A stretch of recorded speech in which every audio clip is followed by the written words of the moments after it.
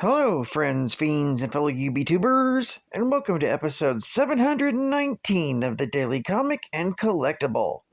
Today, the collectible of the day is the Mafex Collectibles, Marvel Comics, model number 185, classic costume version, Spider-Man action figure.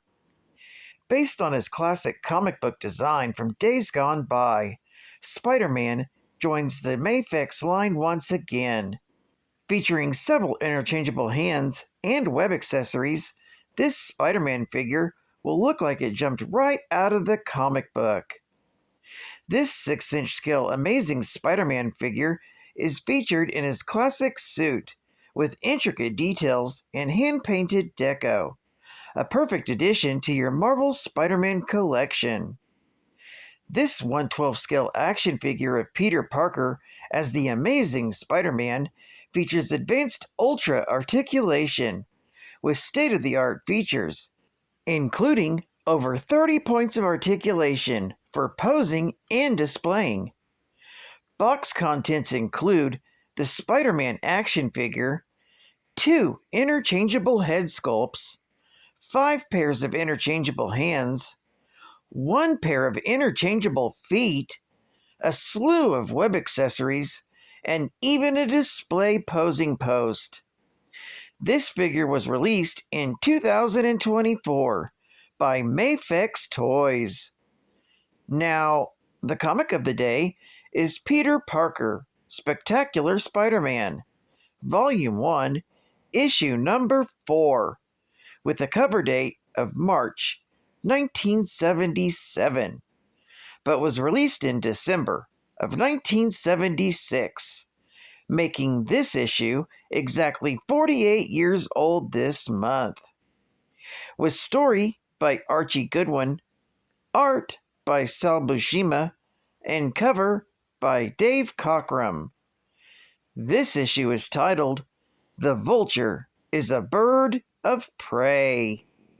The story opens with a small-time hood being chased down the street by the Vulture. Not aware of who his mark was, the man tries to beg for forgiveness, and he was only doing his job. However, the Vulture is only interested in retribution and carries the thug high up into the sky. The screams of the Vulture's victim wakes up Peter Parker, who's sleeping in his Chelsea apartment. Spider-Man looks out the window and sees nothing, unaware that the shouts were coming from overhead.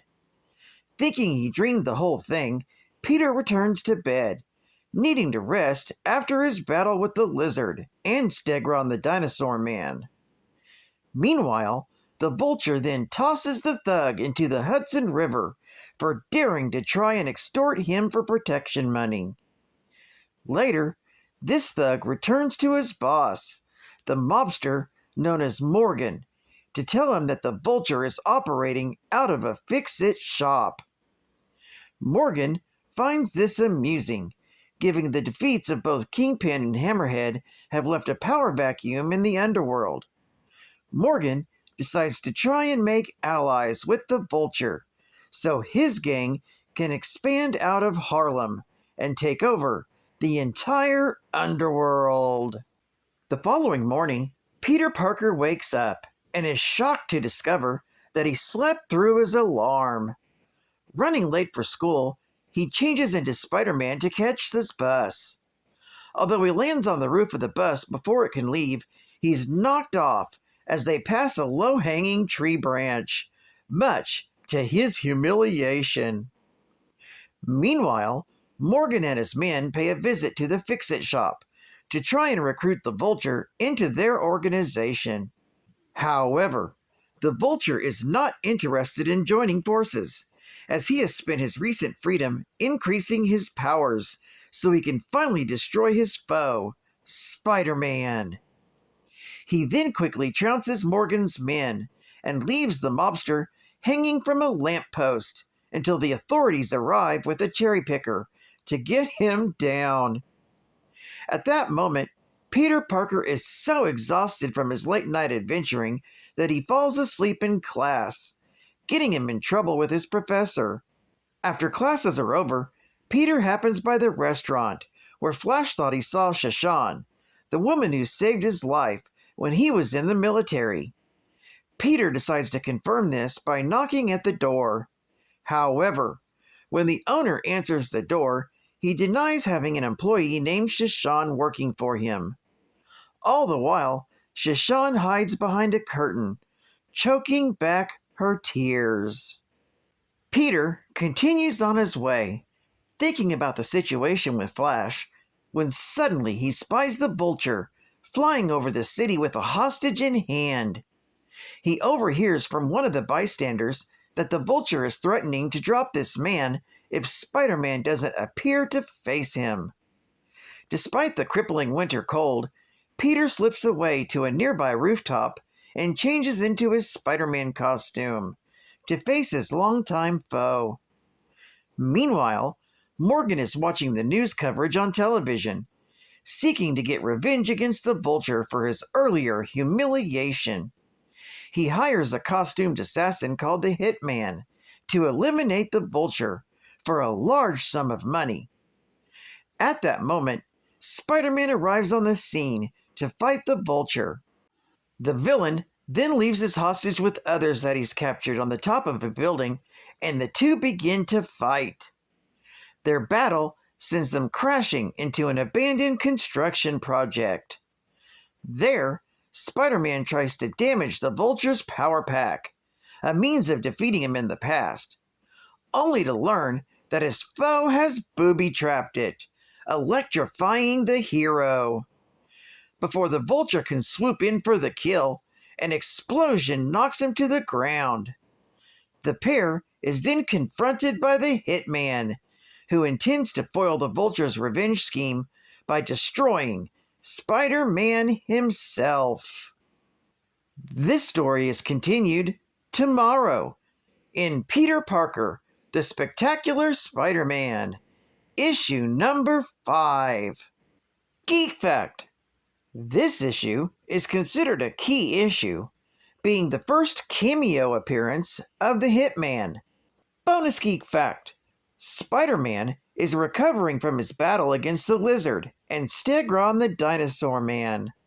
From Amazing Spider-Man, issue number 165 and issue number 166, from February and March of 1977 respectively. It's also mentioned both Kingpin and Hammerhead have been removed from organized crime in New York City. The Kingpin seemingly perished in Amazing Spider-Man, issue number 164, from January of 1977, and Hammerhead in Amazing Spider-Man, issue number 159, from August of 1976. Marvel Hostess Heroes! Iron Man in City. Crisis. Kierkegaard, a philosophically sinister villain, aims his existential depression ray at New York City's water supply. Puny humans are about to learn the sad truth about life. Iron Man returns to New York City, that's seized by sadness and sorrow. Someone's taken the fun out of Fun City. This could only be the work of Kierkegaard. What's the use? Another day, another disaster. I feel so low, I have to look up to see the bottom of my shoes. Later, at Tony Stark's laboratory, outside New York, Iron Man is being briefed. I believe it's the water that's causing all the New York's problems. Kids haven't been affected because they haven't forgotten how to play. Water. I believe I know where Kierkegaard is.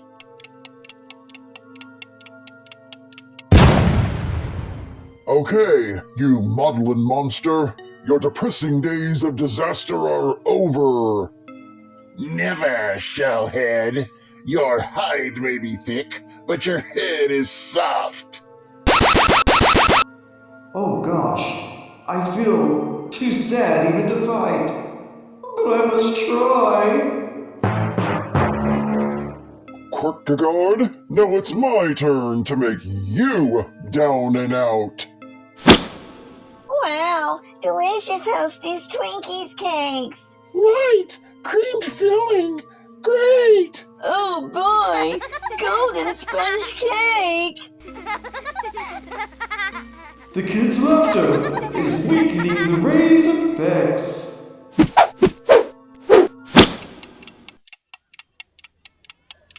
Later, at Central Park, Iron Man takes action to save New York City.